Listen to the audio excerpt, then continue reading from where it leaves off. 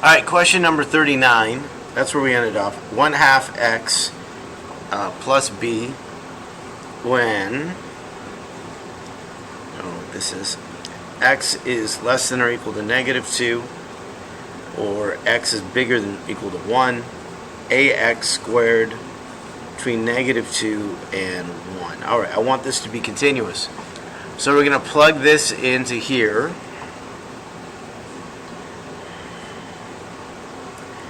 And make it equal to plug this into here.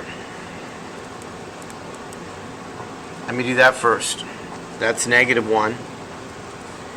That's 4a. I'm just going to make it 4a take away b equals -1. That's a good start. Then I'm going to plug 1 into the top. Plug 1 into the bottom.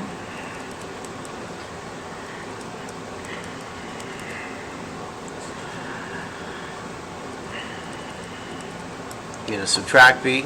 So then I'm going to put these underneath each other. I'm going to subtract to eliminate the b. A -1 and -1/2 is -1.5, or -3/2. Divide by 3. -3/2 divided by 3. 3 squared, so I think is -1/2. Let me just make sure I did that right.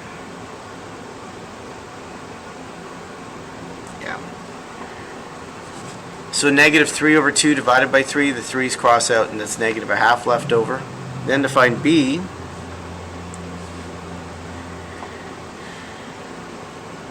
which is an easy one to find b.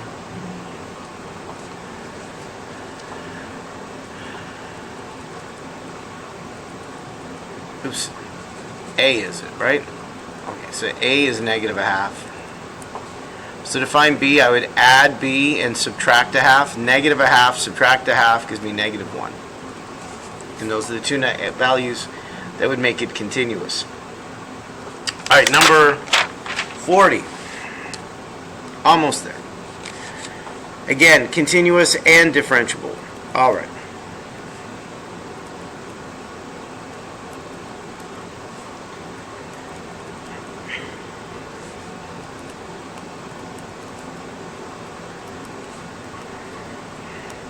So step number 1, we're going to plug 1 into the top.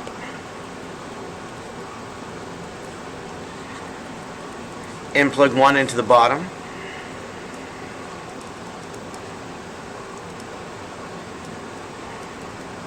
And then I'm going to simplify it. That's a minus b plus 7. That's -b plus 3b. Right? This is 2b. Or not to be, subtract. I would even subtract 7 left, so that's a good place to start. A subtract 3b equals -7. Now we're going to take the derivative and do it again. So the derivative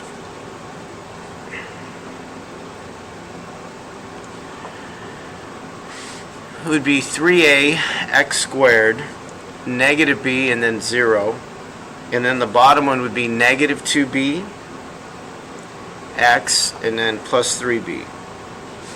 We're going to plug in the same values. So again, we're going to plug in 1 into the top and 1 into the bottom.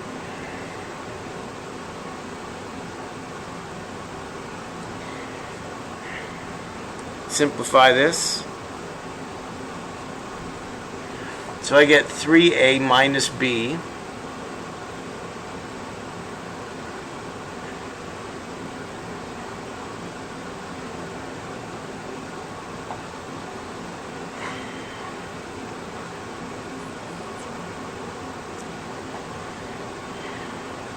oh, wait a second, that's a b. So 3a minus b. This should be a b.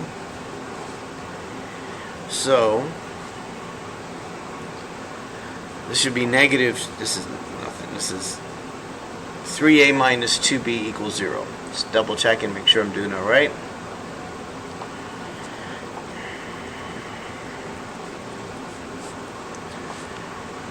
And then I'm going to solve for a. I'm going to multiply by 3.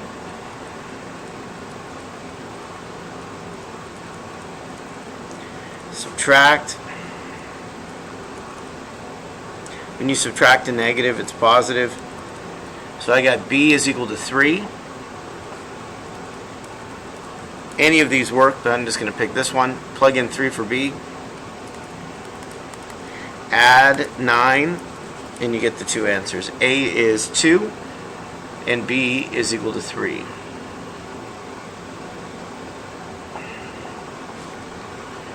All right, 41 to 45. Let's do this.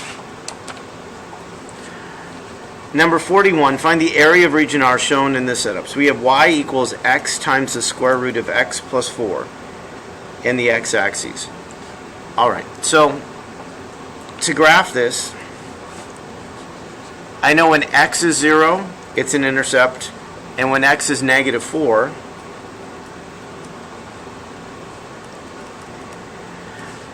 it's an intercept.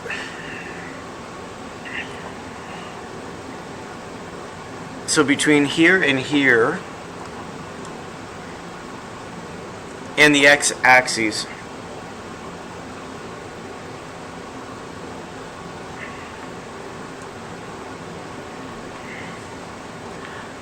if I plug in any of these values, a negative times a positive, it's going to dip below, and then as it's positive, it's going to rise. But it's this area here that they want to find the region bounded by, and the x-axis. So let's set this up. It goes from negative 4 to 0. Top, subtract bottom.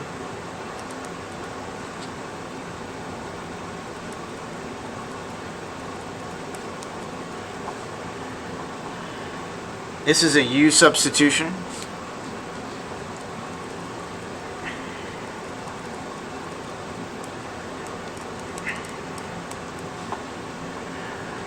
So the bounds are going to change. Plug in 0, and 0 plus 4 is 4. Plug in negative 4, and negative 4 plus 4 is 0. So they're the bounds. They've now changed. This is just negative. X is u minus 4. X plus 4 is u. And dx is du. We're going to distribute here. When you multiply, you add the exponents. So it's 3 over 2.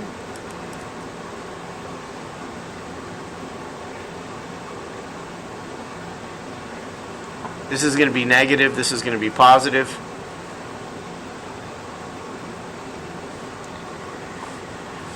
And now we add 1 to the exponent. And then the reciprocal. Add 1 to the exponent. The reciprocal. From 0 to 4.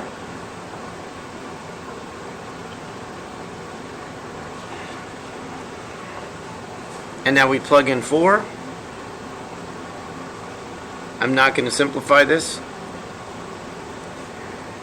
Subtract. When I plug in 0, the answer is 0. So there is the area right there.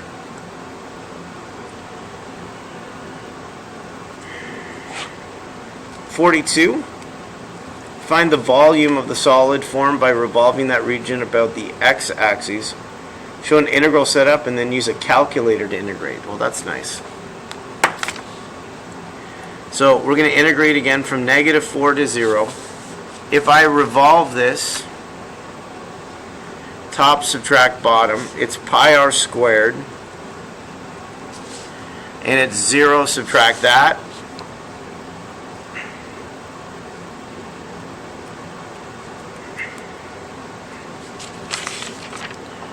That's what you put in the calculator. And the answer, if you did it right, would be 67.021. Set up, but don't integrate. An integral to find the volume formed by revolving the region about y equals 2. So here's 2. So there's a space there. So right away I know there's 2 radii. We have the big radius and the small radius. The big radius, top, subtract bottom. That's 2 subtract the curve.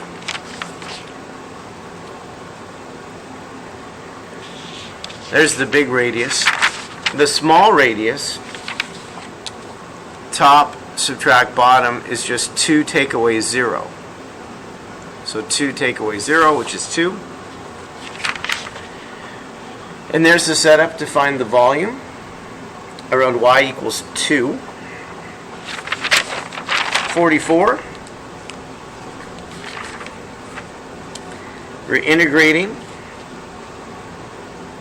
by revolving it about the y-axis. So if I revolve it about the y-axis, I should probably use the shell method, or else I'd have to solve for x or y, and that would be very difficult to like get x by itself to do it. Doing the shell method means it's parallel when I do it around here, and so the radius here is going to be it's always right subtract left, so it's the x coordinate subtract negative 4, or the x coordinate plus 4. So let's start it first. So it's 2 pi, and then what's the radius and what's the height?